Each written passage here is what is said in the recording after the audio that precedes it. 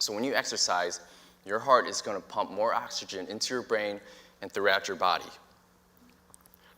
So from experience, a lot of the clients that I work with always forget how to breathe when they exercise. So in order to reap these benefits, you have to make sure you are breathing in through your nose and exhaling through your mouth. So when you do that, your brain and body will release tons of hormones which will provide a nourishing environment for the growth of new brain cells. It may also act as a first aid kit on damage.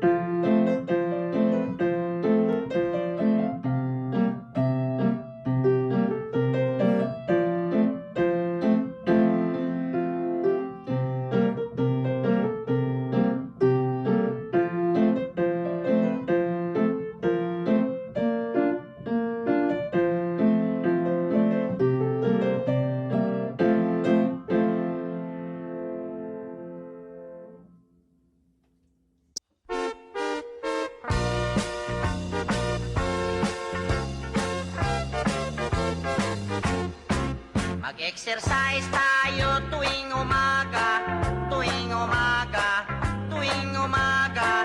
Mag-exercise tayo tuwing umaga, upang ang katawan natin ay sumigla.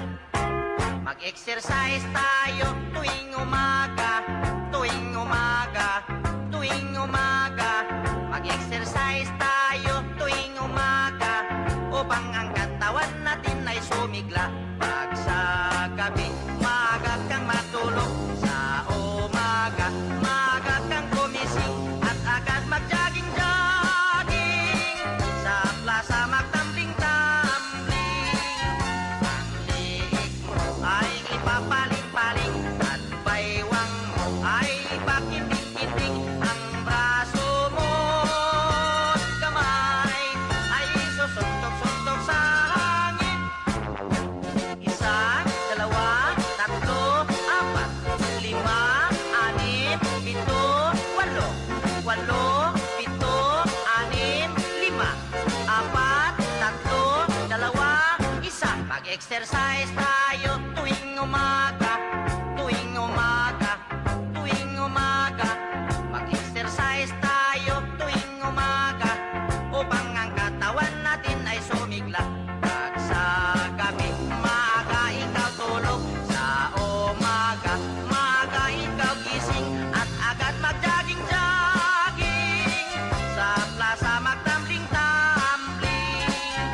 Ang liig mo, iyo papaling-paling. Ang baywang mo, iyo pakiting-kiting. Ang braso mo at kamay ay susuntok-suntok sa hangin.